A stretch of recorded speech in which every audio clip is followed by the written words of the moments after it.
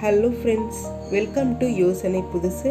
இன்றைக்கி என்ன ரெசிபி பார்க்க போகிறோன்னா, சீம்பால் இல்லாமலே இன்ஸ்டண்ட்டாக சீம்பால் ரெசிபி எப்படி செய்யலாங்கிறத பார்க்கலாம்.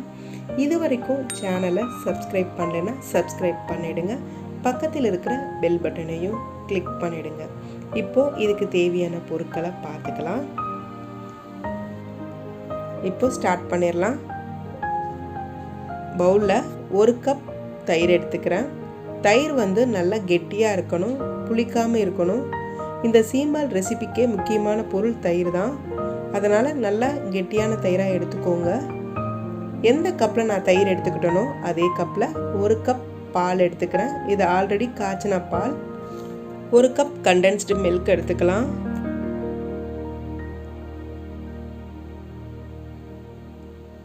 நான் சொன்ன ரேஷியோவை அதே மாதிரி நீங்கள் செஞ்சிங்கன்னா நல்லா டேஸ்டியாக உங்களுக்கு சீம்பால் கிடைக்கும். அதனால் வீடியோவை ஸ்கிப் பண்ணாமல் ஃபுல்லாக பாருங்கள். 2 டேபிள் ஸ்பூன் மில்க் பவுடர் எடுத்துக்கிறேன். உங்ககிட்ட மில்க் பவுடர் இல்லை அப்படின்னா 2 டேபிள் ஸ்பூன் கார்ன்ஃப்ளவர் சேர்த்துக்கோங்க. நான் 1 டேபிள் ஸ்பூன் கார்ன்ஃப்ளவர் சேர்த்துக்கிறேன்.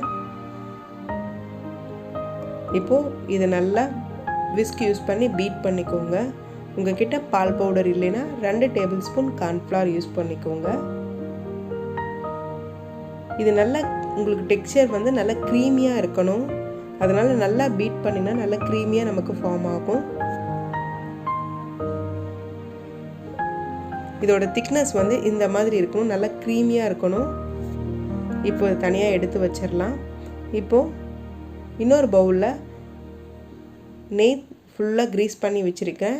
நீங்கள் நெய் இல்லைன்னா ஆயில் கூட வச்சு க்ரீஸ் பண்ணிக்கோங்க.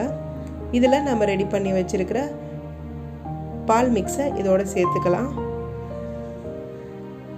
இது கூட இந்த சீம்பாலுக்கு மெயின் இன்க்ரீடியண்ட்டே இந்த ஏலக்காய் தூள் தான். அப்போ தான் நல்லா டேஸ்ட்டாக இருக்கும். ஏலக்காய் தூள் நல்லா பவுடராக இருந்துச்சுன்னா இன்னும் நல்லாயிருக்கும். இது கூட ஆப்ஷனலாக நான் குங்குமப்பூ சேர்த்துக்கிறேன். இது உங்ககிட்ட இருந்தால் சேர்த்துக்கோங்க, இது ஆப்ஷனல் தான். இது என்னென்னா இதோடு சாப்பிடும்போது நமக்கு சீக்கிரமாக டைஜஷன் ஆகும். ரெண்டாவது நல்லா கலர்ஃபுல்லாக இருக்கும்.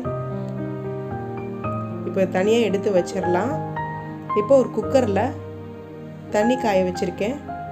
உள்ளே ஒரு ஸ்டாண்ட் வச்சுக்கலாம். இப்போ நம்ம ரெடி பண்ணி வச்சுருக்கிற பால் மிக்ஸை இதோடு சேர்த்துக்கலாம்.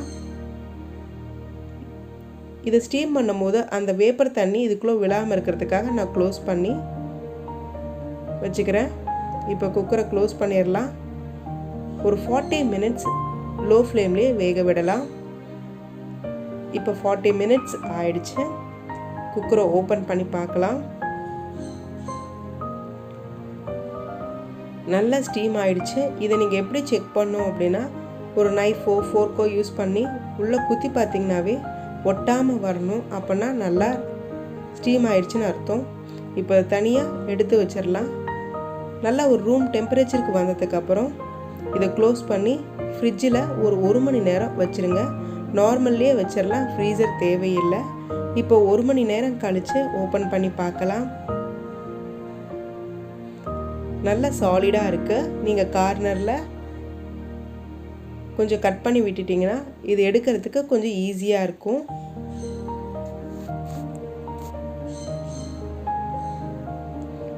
இப்போ இது ஒரு பிளேட்டில் கமுத்தி விட்டுடலாம்.